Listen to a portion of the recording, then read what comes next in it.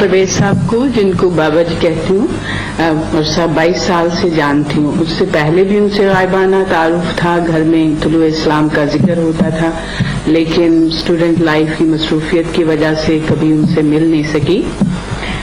College के ज़माने में बेशुमार ख्यालात दिमाग में उभरते थे, ख़ास तौर पर रिलीजन के मुतालिक और ज़िंदगी के दूसरे मसाइल के मुतालिक, और उनका सही जवाब देने वाला कोई नहीं मिलता था।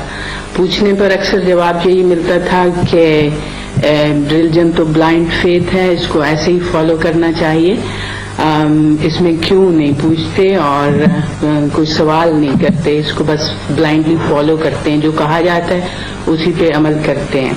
ऐसी बातों से अक्सर इंसान का जहन रिलीजन से बेजार सा हो जाता है। कुछ यही हालत मेरी थी, और तो दिमाग में बहुत से ख्यालात लेकर और बहुत से अपने पर्सनल मसाइल लेकर फिर एक दिन बाबा जी के पास पहुंच ही गई।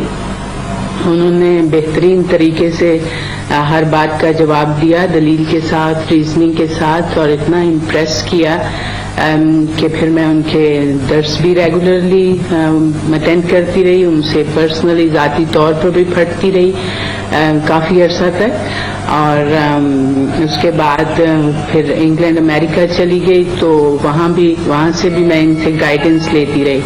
वो मेरे लिए एक उस्ताद और एक गाइड और एक मुशफिक बाप की हैसियत रखते हैं, और ज़िंदगी के बेशुमार मसाइल के सिलसिले में मैं उनसे हमेशा गाइडेंस लेती रही हूँ।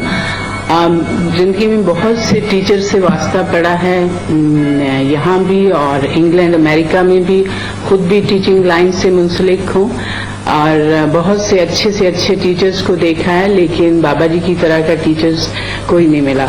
उनकी यूनिक खसूसियत यही है कि वो किसी को डिस्करेज या स्नब नहीं करते, हर बात का बहुत डिटेल में तफसील के साथ कुरान की रोशनी में जवाब देते हैं।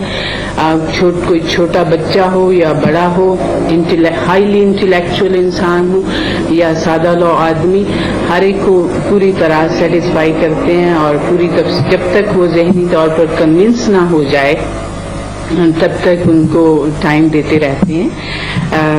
कुरान की रोशनी में अकल और अक्ल व फिक्र के साथ मसाइल को सुलझाते हैं, इसीलिए बेशुमार यंग स्टूडेंट्स उनके पास अपने मसाइल लेके आते हैं और उसका जवाब कुरान की रोशनी में हासिल करते हैं। बाबा जी की घरेलू जिंदगी को बड़ी नज़दीक से देखने का मौका मिला है, उनकी फैमिली के साथ भी वास्ता पड़ता रहता है, तो उनकी घरेलू जिंदगी बेहद सादा है। उनकी जिंदगी का मिशन ही सिर्फ ये है कि कुरानी फिक्र को ज्यादा से ज्यादा लोगों को पहुंचाया जाए बगैर किसी दुनियावी मुआवजा और रिटर्न के, हत्ता कि वो शुक्रिया तक की परवाह नहीं करते। मुझे याद है पहली दफा जब मैं इनके पास आई तो उन्होंने मुझे बिल्कुल ऐसे लगा कि जैसे मैं उनका टाइम, बहुत कीमती टाइम ले रही हूँ, घंटा डेढ़ घंटा बातें की और उन्होंने हर बात समझाई। तो एंड में मैंने उनसे पूछा कि व्हाट शुड आई पे यू, आपकी फीस वाला क्या है। तो मुझे ऐसे लगा कि ये टीचर हैं तो मुझे इतना मैंने टाइम लिया, इतना कुछ इन्होंने मुझे समझाया है तो मुझे इसकी फीस देनी चाहिए। तो वो बात अब सोच के जरा शर्म सी भी आती है, हैरानगी सी भी होती है कि ऐसा बुलंद इंसान जिसको तो शुक्रिया की भी परवाह नहीं है, तो वो उनसे मैंने ऐसी बात ही क्यों की।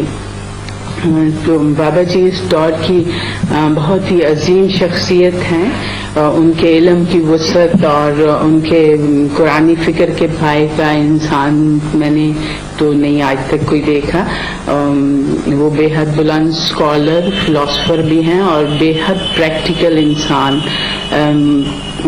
बहुत कभी भी इमोशनल नहीं होते किसी बात में, हर प्रॉब्लम को, हर मसले को बड़ा रैशनली एनालाइज करते हैं बड़ी तफसील के साथ। और वो चूंकि कुरानी फिक्र कुरान की रोशनी में होती है तो नेचुरली उसका जो सोल्यूशन वो सही होता है। और बाज़ दफ़ा हम प्रॉब्लम को समझते हैं कि वो पहाड़ की सी है और जाके बाबा जी को बताते हैं कि बाबा जी आज ये हो गया, کسی پیشنٹ کے ساتھ یا زندگی کے عام معاملے میں، اور وہ ایسے اس کو سمپلی اینالائز کر دیتے ہیں کہ وہ بات کچھ بھی نہیں لگتی اور اس کا سولوشن سامنے آ جاتا ہے اور اپنا ذہن صاف ہو جاتا ہے. ان کی عظمت کو بیان کرنے کے لیے میرے پاس تو الفاظ نہیں ہیں. اللہ تعالیٰ انہیں صحت سے رکھے اور ان کا جو مشن